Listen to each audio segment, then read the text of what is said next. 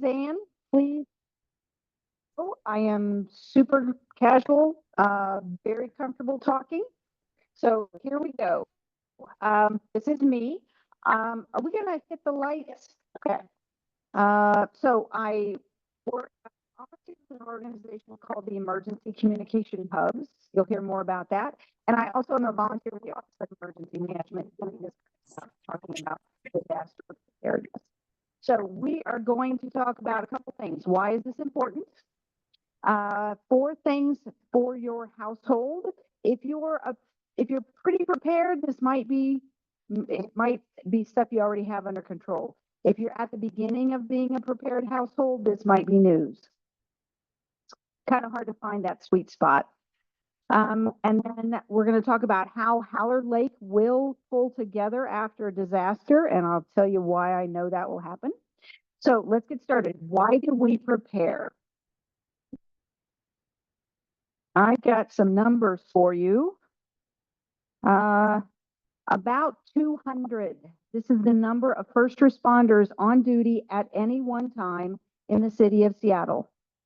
That's a Tuesday morning, that's a Thursday night, that's a Saturday afternoon. Doesn't matter. It's a roughly 200 first responders on duty at a time. That's firefighters and their medical personnel. After a disaster like an earthquake, which is our big risk, this number doesn't change. We still only have 200 folks on. And of these 200, some of them are going to be hurt and may not be able to do their job. They can only work for so long, so they can't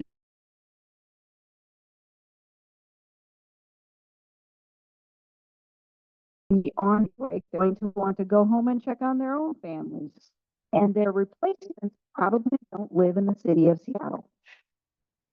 So we are, like every major city, kind of screwed for a big disaster. We don't get, we don't have hurricanes, so we don't get 3 days notice. If we were to have an earthquake, which is our big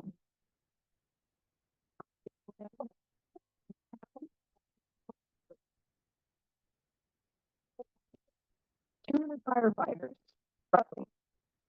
Oh, yeah, and the thing is, so this is like 1 per 5,000 residents in Seattle. And they travel in packs. They don't come one person to your neighborhood to do anything. They travel in packs. So they're not going to be able to do a whole lot after a disaster. So that's one number. Second number is 4.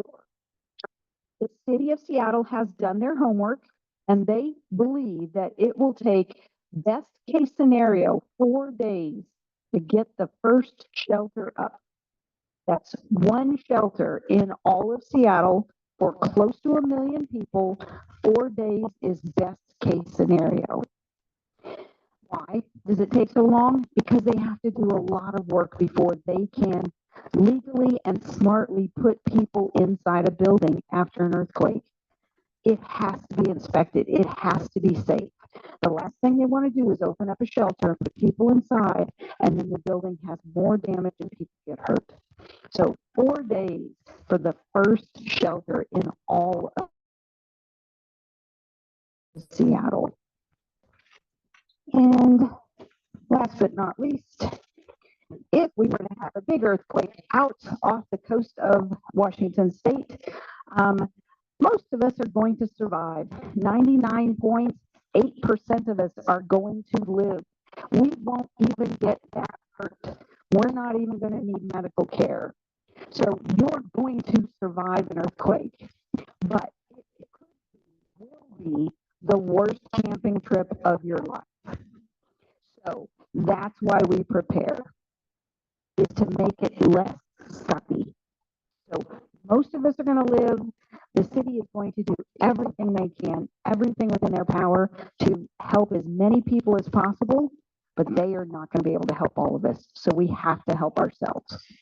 So that's why we prepare, because they cannot be everywhere they want to be.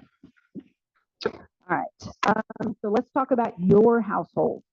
I say this a lot because it's important. When the earth shakes, pipes break. That's every pipe in the ground is going to break. All of them. That's your gas pipe, your natural gas pipes, your water pipes, and your sewer pipes.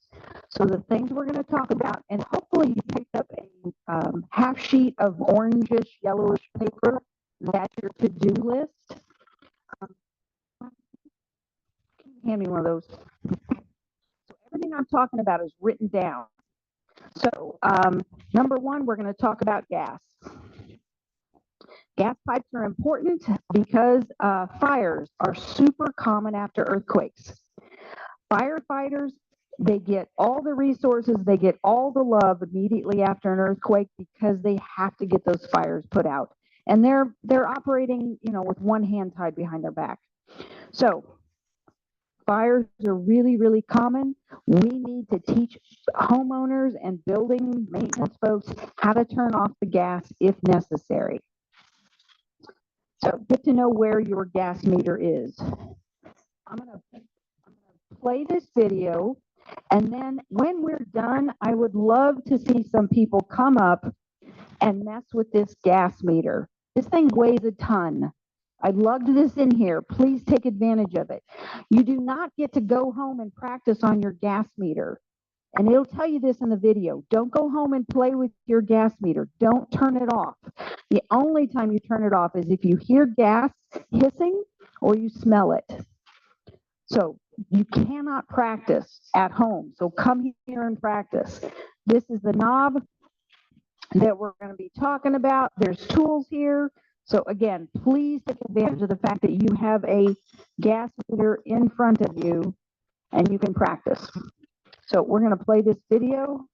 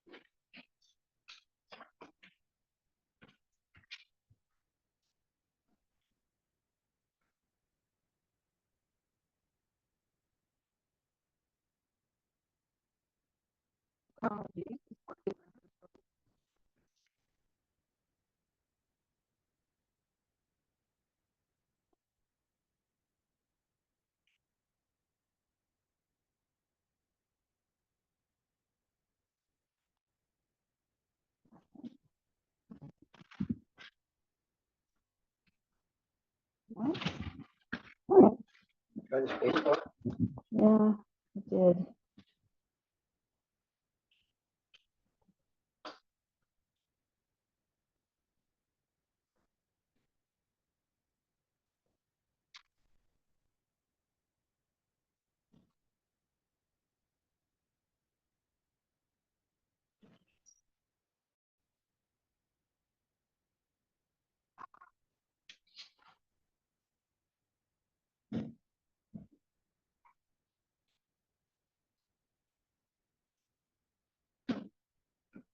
Well, I guess we're not going to do that. Sorry, guys.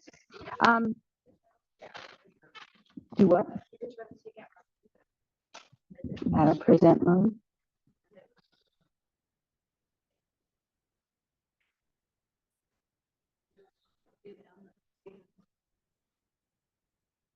No. All right. My apologies. I'm not sure why it's not playing. Like I said, we tried it in rehearsal and it worked just fine. So what this says basically is, in your home, how many of you have gas? So, and the URL, so there and you can watch the video.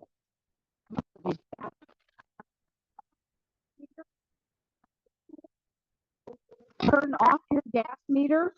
This is a good example of one.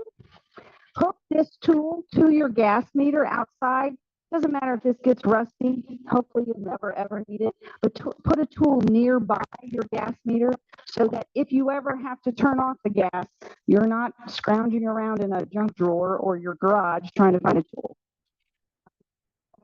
Let me turn it off. If you hear or you smell, turn it off.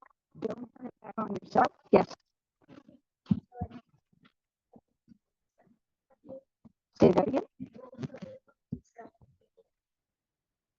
Yes, I absolutely want you to try the gas meter. Yeah. In fact, let me talk about this. I know it's a little, the gas meter is in line with this pipe that's coming out of the ground. So this whole contraption is outside. It's outside your building. This is the wall of your building, and this is the ground. So this pipe comes up out of the ground.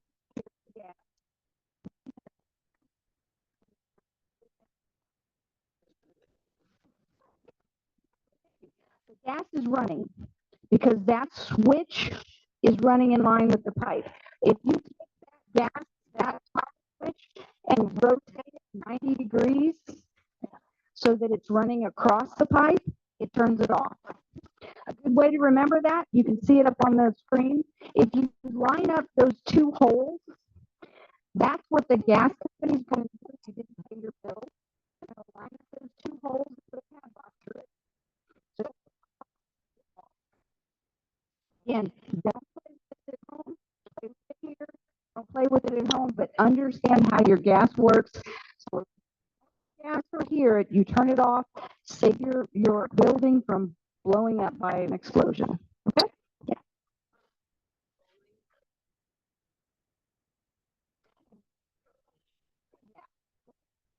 Because you want that gas running the building if it's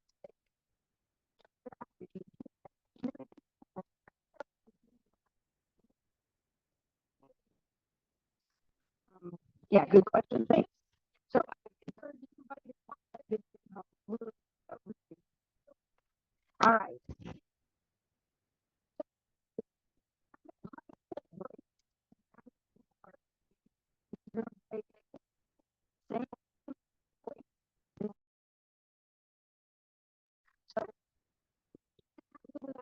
You can go roughly about 3 days without drinking water.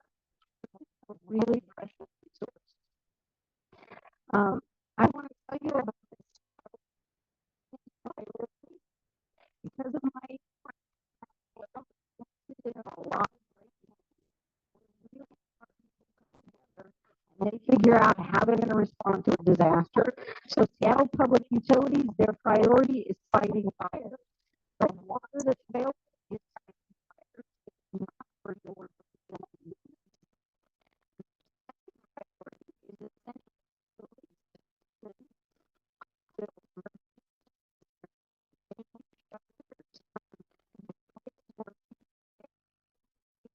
water there next. And then there's also like businesses, so they're getting water to those facilities. And then thinking about water for you and I. And they are not going to get water to holler lake anytime soon. This is not a business population. This is not international district town. Think about getting water there for yourself. The recommendation is a gallon per person per day for 2 weeks. So 14 gallons per person is a lot of water. How many people are in single family homes? Most of you, maybe 20-25% aren't. Single family home dwellers are really lucky. You typically have space to supplement some water. So buy bottled water is one of the things I'm here to do this. I every single time if you have same home gallons bottled water. Bottled water does not put on there.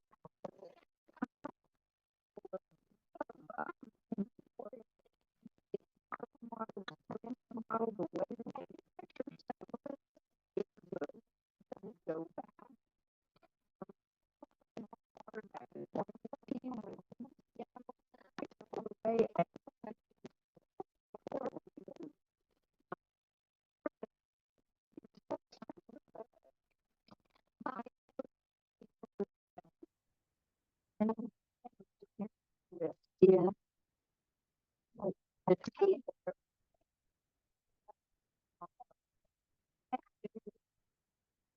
40 to 60 gallons of water. That is the resource. Know how to get the water out of your hot water tank. So take those directions. You don't need to learn it. Just take the directions, tape it to your hot water tank, and it'll be there if you ever need it. Yes.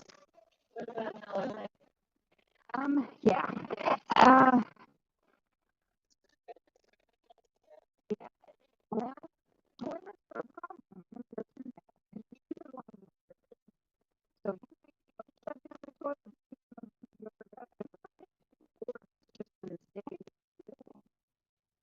um, Holler Lake,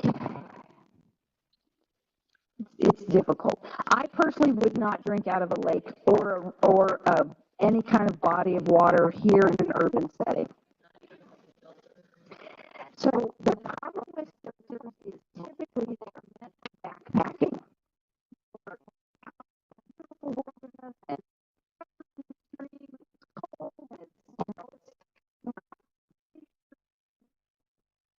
snowpack are really clear for the filters. Most do feel or something like that. Bacteria from that. You don't want that to be filters are great for that. In urban settings, we have oil,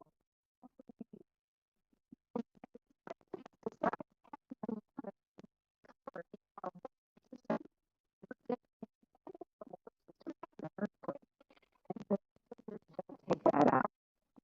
Charcoal to remove chemicals like that. And some filters that you have charcoal come but getting the Hopper Lake is very difficult after an earthquake.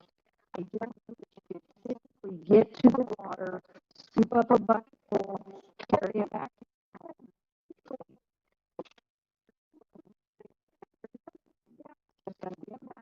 So don't make that your plan.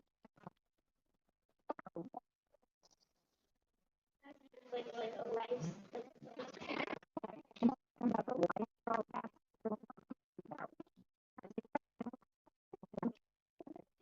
bacteria and some viruses. And really, I know we're cognizant of viruses because of COVID, but viruses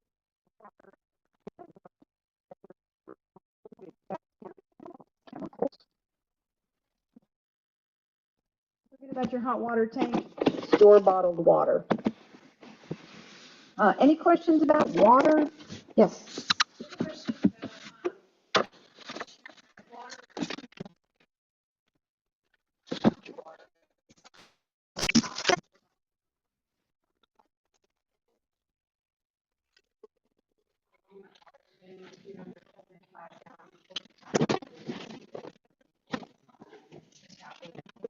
Yeah. So the question was, what if I filled a container with water myself? It wasn't put in there.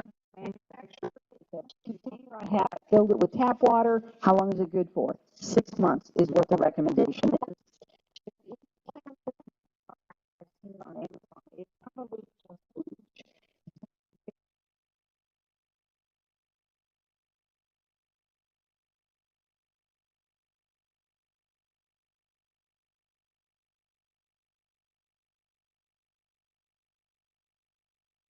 I have to swap that out every 6 months.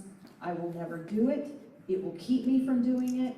I can't even take on that mental load. I just went and bought bottled water. It's not that expensive. It just made me more comfortable to just buy it, do it one time, tuck it away. I never thought about it again.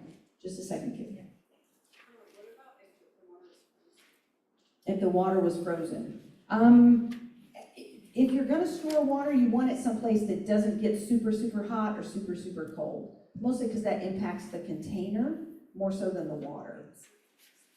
So the 5-gallon sealed water containers you can get at Home Depot, those are safe Yes. bottled water options. Yeah, if the water was put into that 5-gallon container that you can buy at Home Depot, if it was put in there the way the manufacturer said it was, it's good for forever.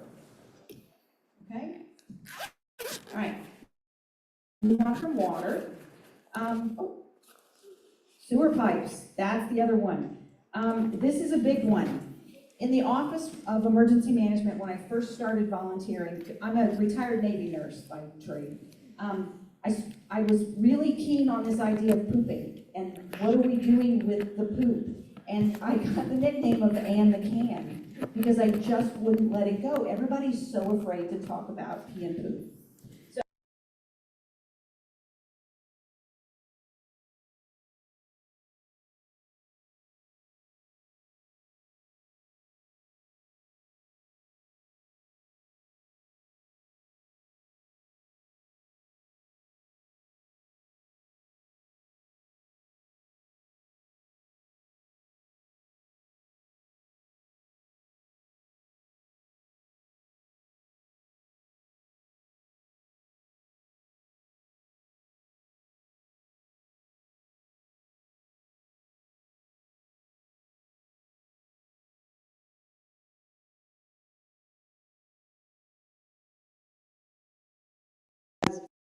Out onto the ground, or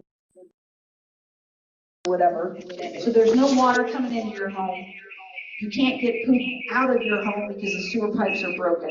You're gonna flood your own yard or the apartment underneath you, something like that. So we've got to do an alternative system, and we need to be very careful about this. So let's talk about pee. Pee is mostly water, mostly sterile.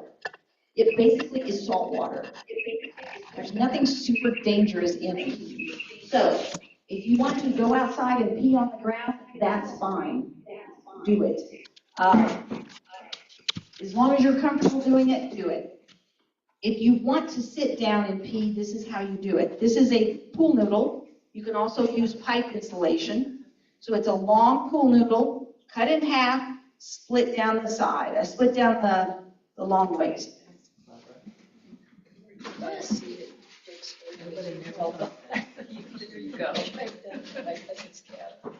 So I am just cushioning my pee bucket so that I can sit on it comfortably.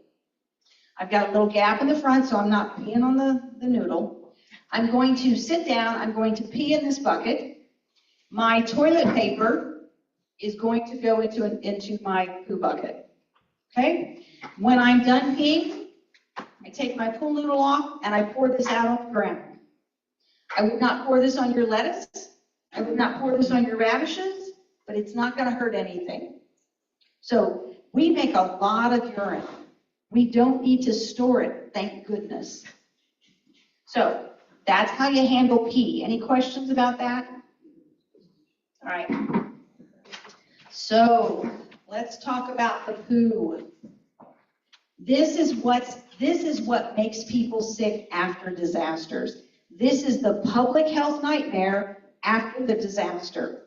We have to control this, or we will all get sick, and we'll all be having diarrhea and throwing up, and hospital beds cannot handle our problems then.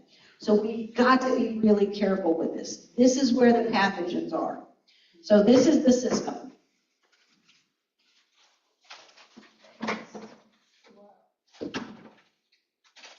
I've got a pool noodle again. I'm cushioning my rim.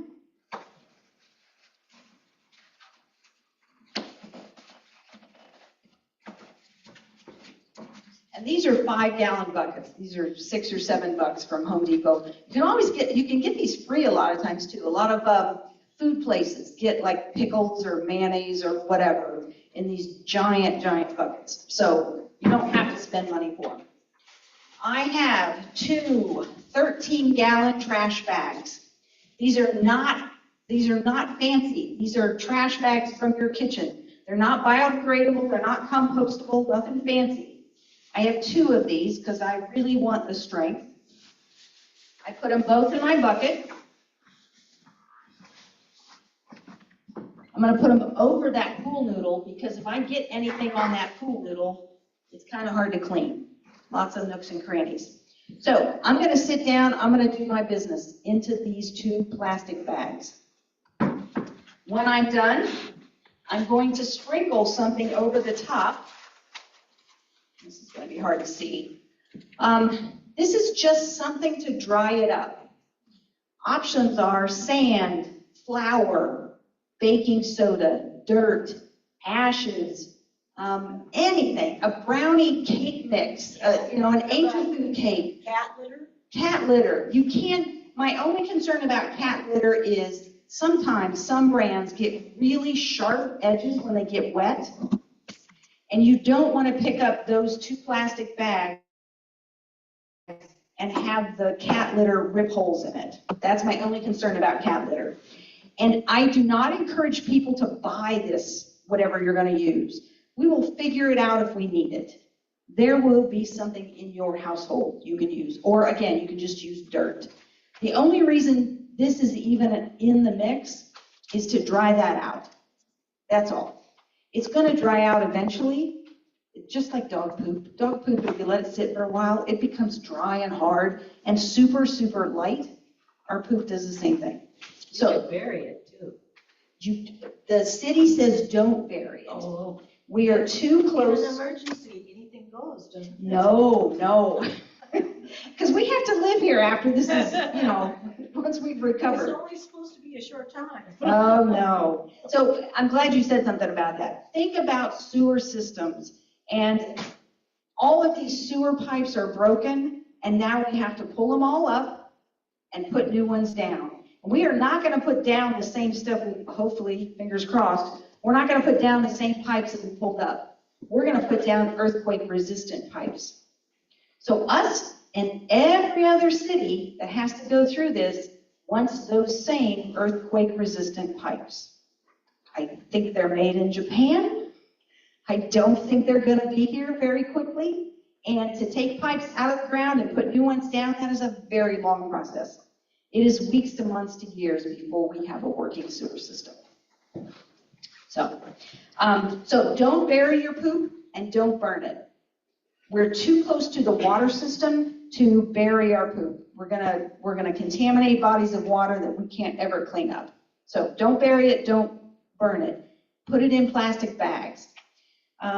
So I sat down, I pooped, I sprinkled a little something on top just to help it dry up, and I keep using these bags for a day, 2 days, 5 days, I don't know, you'll figure it out. It really depends on your household.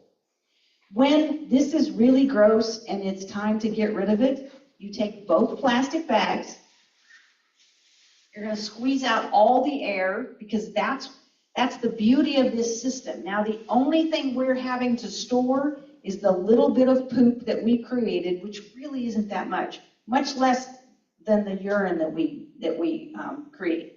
So you've got a bag of dried up poop. You're going to squeeze out all the air. You're going to tie it off.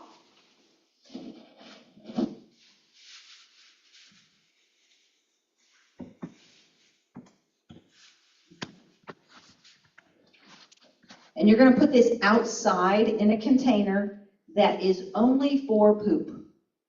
If you're in an apartment building, you need to figure out one of the dumpsters, and you need to label it with a big old sign that says feces or poop or poo or whatever you want to say, but it's got to contain only this, because when the city picks this up to dispose of it, they need to know that that's what they're handling, so that they don't use their trash compaction trucks to squeeze down all these bags. Yeah, you've got the visual, okay? So we need to know, the city needs to know that they are picking up poop. So in your own home, take your compost container, your recycle bin, your regular trash can, whatever, doesn't matter. But only mark it with a big sign that says poop, and put only poop in there, and they will pick it up eventually. The other things in my kit here, hand sanitizer, because I don't have running water and I want my household to stay healthy. Lots of plastic bags, because that's kind of the choke point here. This is the bottleneck, so 13-gallon trash bags. Toilet paper, disposable gloves, and then cleaning wipes, disinfecting wipes. For some reason, I don't have them in my kit now. But so, any questions about the kit? Yes. Why why don't you use the exact same pool noodle? Oh, that's a good idea. Because I bought one pool noodle and I can use it for 2 buckets. But yeah, you wouldn't need to. And again, pipe insulation works really well. One of the things you're going to go home with today is a little kit. This has 2 plastic bags, a set of disposable gloves, and the directions of what I just told you. So you don't have to memorize it. Just take this home and hopefully we never need it. Yes? So as we're on the subject, what about feminine hygiene products? That's a good one. I would put any kind of feminine hygiene products in your poop bag. Yeah, it's probably the safest place for it. Any questions about the twin bucket toilet? If you want, you can scoop out carefully, keep yourself safe. You can empty the water out of your toilet bowl in your home.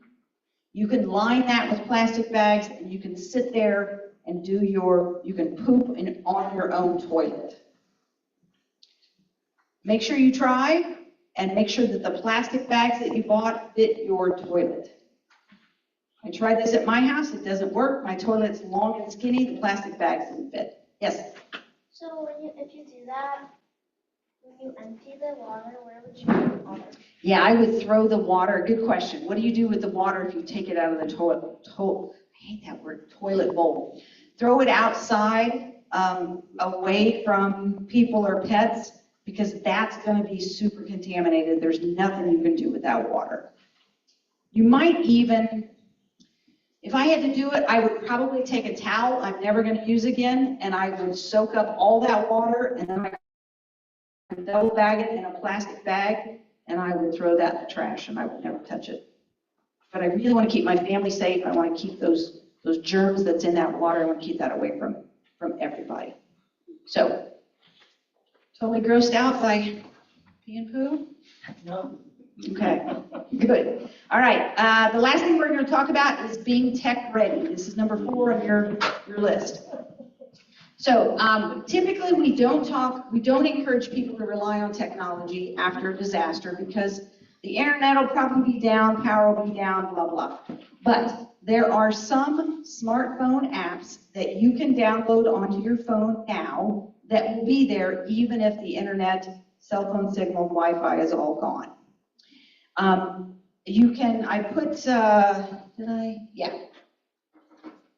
It's on your to-do list. You can get to the place on the internet where you can get all this.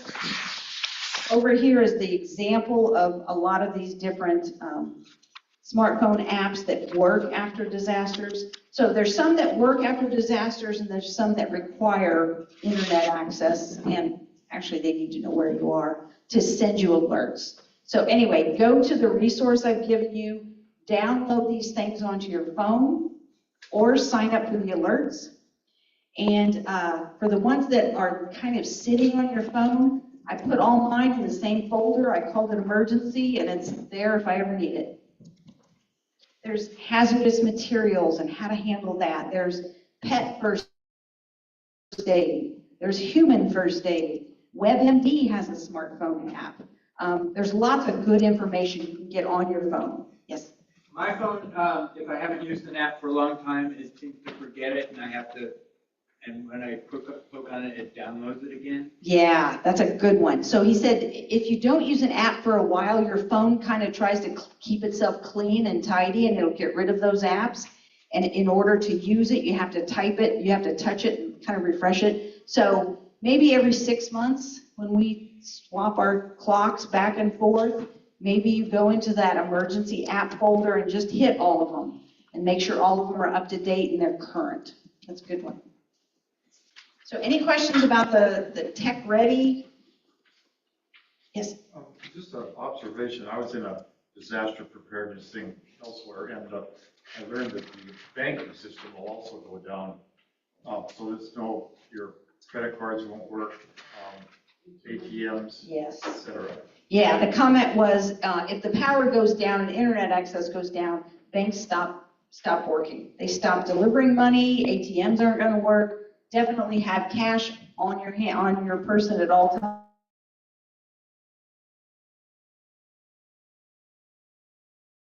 Some ago, we used to think that pharmacies would open after disasters and would fill our pill bottles. We used to tell people, oh yeah, you'll be able to walk to a pharmacy with your pill bottle, and even if they don't have any power and can't look up your prescription, they'll fill your medications.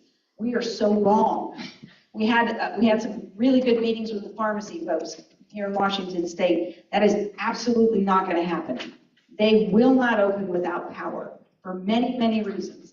A, their pill counter doesn't work. B, their security system doesn't work. Maybe they can't even get the bars up in their pharmacy. C, they can't check to see if the medication they're giving you is going to interact with something you're already taking. And D, they are on a just-in-time delivery system. They do not have weeks and weeks and weeks of your heart medicine or your blood pressure medicine or your insulin or whatever. They don't have tons on hand. That is not how pharmacies work anymore. So even if they were to open up, they're going to run out of their stock so fast. But again, they're not going to open up. They're not going to take the risk of giving you a medication that's going to do more harm than good. So you have to have 30 days of medication in your household at all times.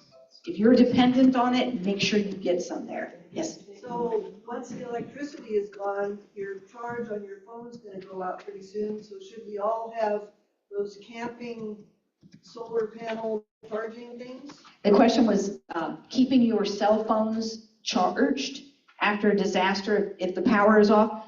I don't know a lot about the solar charging things, but I don't think they're a bad idea. Unfortunately, they're coming down in cost. So they're a little bit more affordable now. A couple other options is always have a battery bank, a battery charger, whatever. Always have one of those and have it charged up. We're also in the disaster prep world, we're starting to look at all these electric vehicles that are around. And can we, as a community organizer, can I get that person with the electric vehicle, the Tesla or the whatever, can I get them to maybe scoot it six buildings down and maybe charge the medically essential device that's in that apartment building? And can I help somebody stay alive by using an electric vehicle? So we're just kind of looking at what resources do we have, because power is going to be, we're going to need it so much. Yes? For the electric vehicles, when during the state and when it a bad thing happens, if you own a Tesla, what would happen? If you run out of battery, you just don't have a car to drive. But how would you get places? It would take a long time to restock the power. Yeah, after a big earthquake, we're not driving very far at all because the roads will be messed up. So, and that's kind of why electric vehicles are attractive, because nobody's driving out of the city. There is no evacuation from Seattle. We're surrounded by water, roads are messed up. If we're in a big earthquake, we are all staying put. We are all sheltering in place. We are all going to make the best of it. So we're just kind of looking at electric vehicles of how can we help? Yes? Did you have a question? Oh, okay, go ahead. My whole family for Christmas one year got old-fashioned hand cranks. Oh yeah. The flashlight, but it also has a USB and a Edison plug-in.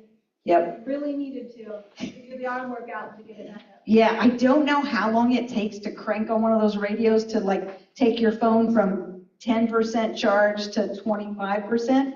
But yeah, it's absolutely, it'll work. It just may take a while. You're going to burn a lot of calories. As far as information resource, do you think if we had a charger that the cell phone would actually even work?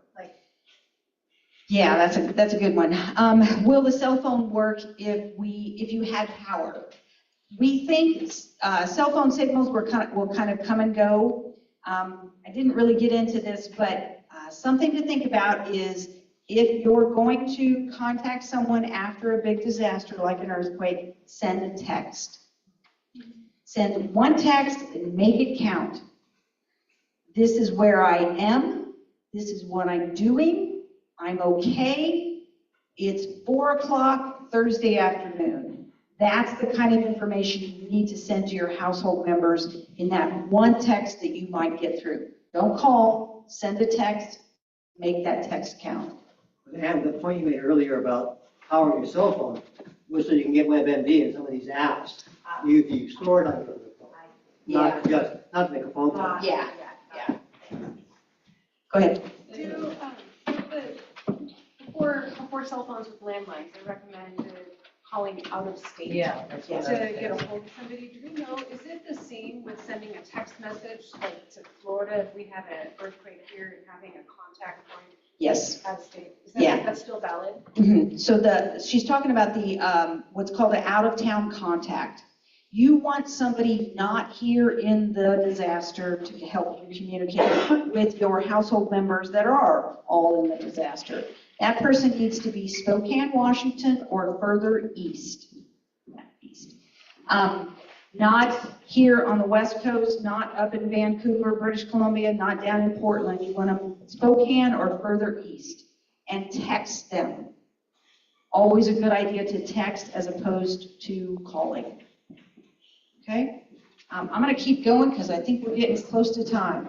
On your to-do list, it's a little hard to see on the screen here, but if you like this information, if you want more, I teach a class. It's every Wednesday night for 6 Wednesdays in a row. It's 30 minutes.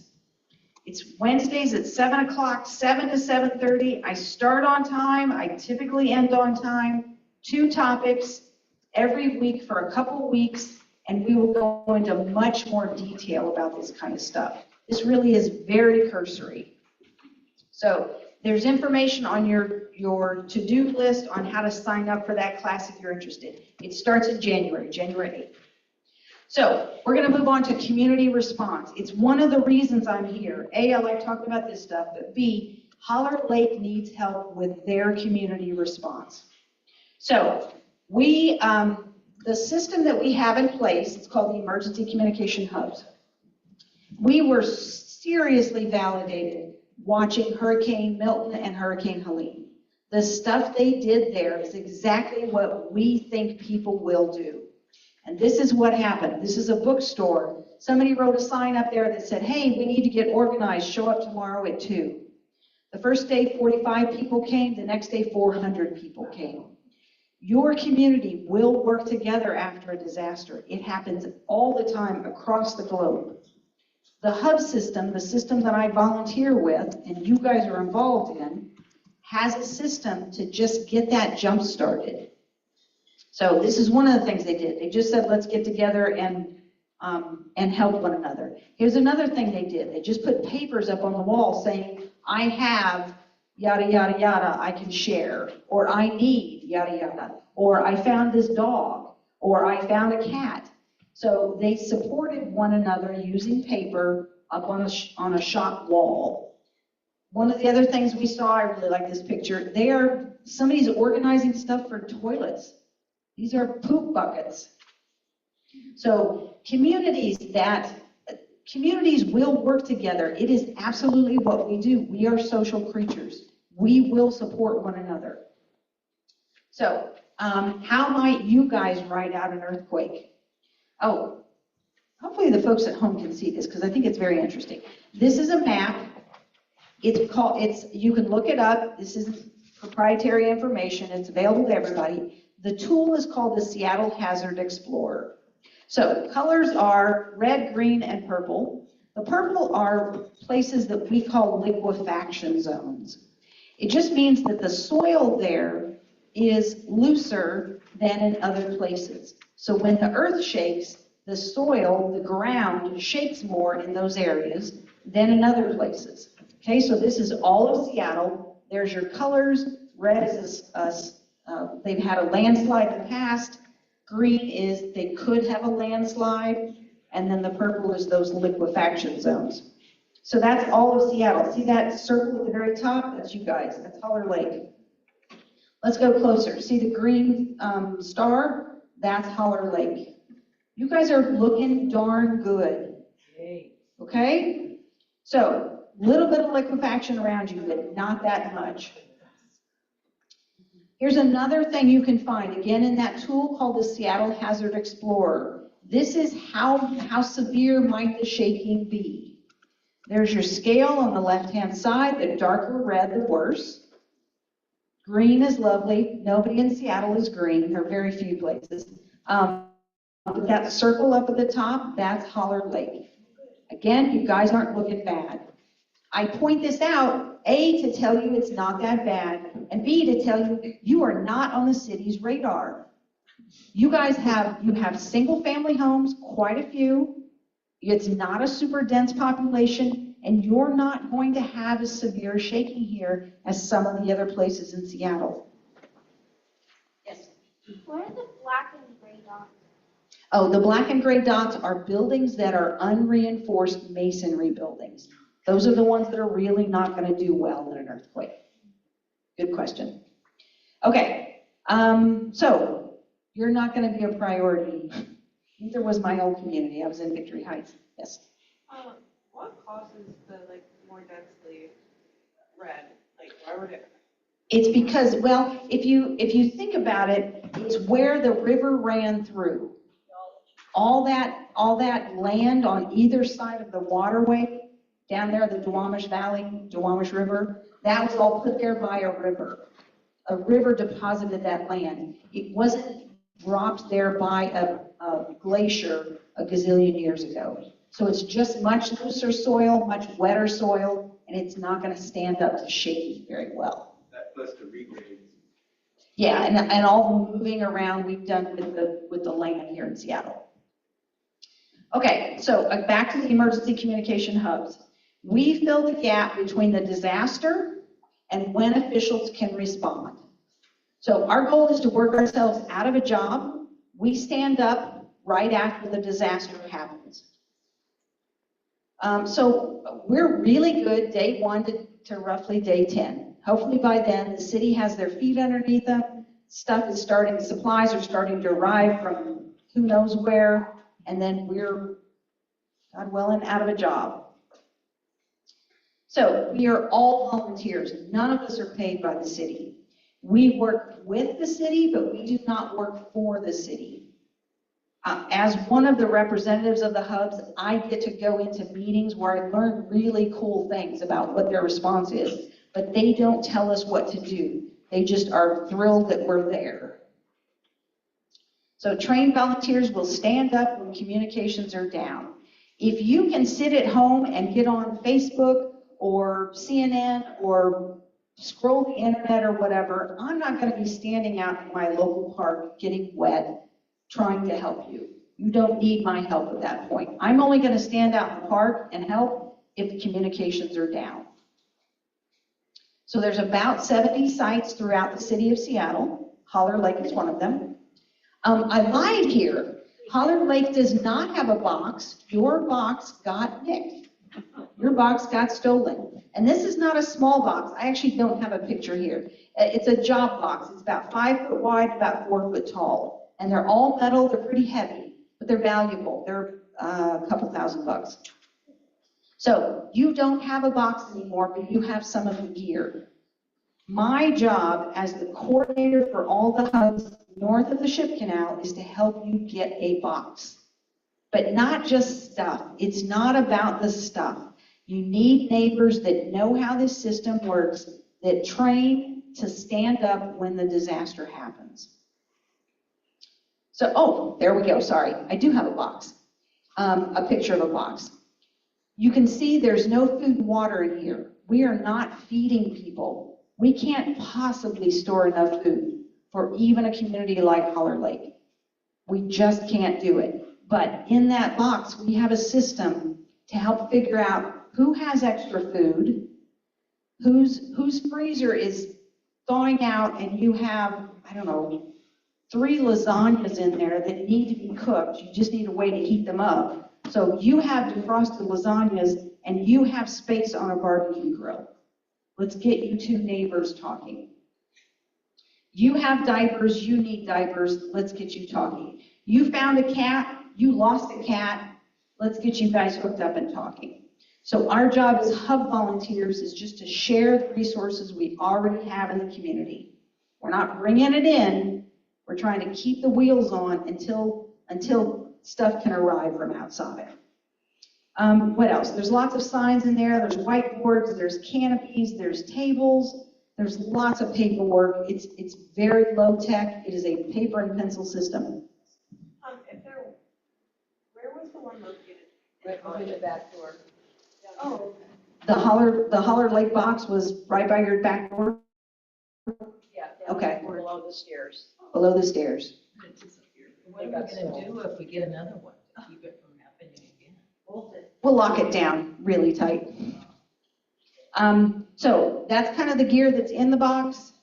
It's locked. Depending on the box you get, there's padlocks or key locks, whatever the community wants to do. And once you're trained how it works, then you get the combination or the key or whatever. And so after a disaster, and we're talking a couple hours after a disaster, then neighbors would walk over here and open it up and start helping one another. Let me get through this. Hub volunteers will take care of their households first. You are not sacrificing yourself for the community. You make sure your household's okay, probably checking on neighbors, and then you come to the hub box. Training, that's what I do, that's what a bunch of the hub volunteers will do. We'll teach you how this whole system works. And hub volunteers respond if they choose to. If your house is such a mess that you cannot stomach the idea of leaving your loved ones, then don't. You are not under any obligation. You stand up and help if you can. And you will learn so much. You will learn so much of kind of the stuff I've been telling you about, just how fascinating this whole world is. So any questions? There was a question here. How would people who like didn't attend these meetings know that they're? That's a good question. She said, how would you even know there was a hub box here if you weren't sitting in this room? We're trying to get the word out. We're not great marketers. We're all volunteers. We're doing this out of the goodness of our heart. I don't have a degree in Facebook or social media, but we're figuring it out. Basically, people will figure it out. They do it everywhere, all over the world. They will figure it out. Having a hub box and some trained volunteers just lets you get going faster. This might be out in front of the building as you walk by. There we go. And every single P-patch in the city is a hub, but not nearly this sophisticated. Yeah. It's like a bulletin board where maybe you can ask to borrow a shovel. Right. Yeah, good one. We put hubs, we/the city designate hubs as places where you would naturally gather. Like this is the heart of Holler Lake. This is exactly where people would naturally come, even if they didn't think anything was here. They would naturally come here. So we went, oh, let's take advantage of that and let's put some gear there. So it's places like community centers, parks, really big. Most of our hubs are in parks. A lot of church parking lots because they're big and flat and open. So we put them in places where we know the community is going to gather naturally. We're just giving you a leg up. There is training coming up in this building Tuesday, December 3rd, 7 o'clock. It's going to be downstairs. You'll learn more about how this whole system works. Again, it's paper and pencils, really simple, very intuitive, I think. I think this hub system is very elegant. Any questions about the hubs? Yes. So if there ever was an earthquake or something really bad happened here, how would people open it? Like if there was nobody here that was a member, because all of their houses were. Oh. How would somebody open it? Well, so the question was, what if everybody that has a key or has the combination is injured and can't leave their house? How does the box get open? It doesn't. Yeah. But you'll figure it out. Somebody in one of those households will talk to their neighbor and go, I can't make it there, but get to the Holler Lake Community Club, open up the box. There's a quick start guide that tells you the first things to do. There's a job description for every job. again, the system I think is super intuitive. You'll figure it out. Somebody has a bolt cutter. That's right. Hey, do you know, the way these boxes are built, you can't get to the lock. It's recessed. Yeah, there is one good thing. They are you can't get into them. You can steal them, you can pick them up off the ground and walk away with them, but you can't get into them. So, hope to see many of you Tuesday, December 3rd, 7 o'clock. There's my email. If you have any questions, please just email me. I'll answer to the best of my ability. Think about signing up for the class, that one that's starting in January. You'll learn much more. I think the goal was a very slow pace so that you don't get overwhelmed. I don't like handing people a list this long of things to do. It's just overwhelming and everybody just kind of freaks out. So every Wednesday night, 2 topics. You'll go home with some homework. Where is it? Yeah, where is it? It's online. It's Zoom. Oh. Yeah. Great. So, yes. Oh, yeah, come on up, please play with the gas meter. Thank you. Thank you. Yeah, feel free to look at that. There's little QR codes. If you want to take one of those home, you just point your phone at it and it'll guide you through downloading all those smartphone apps, or you can use the link that's on your to-do list. I feel like I went way long. Well, thank you very much. You're welcome.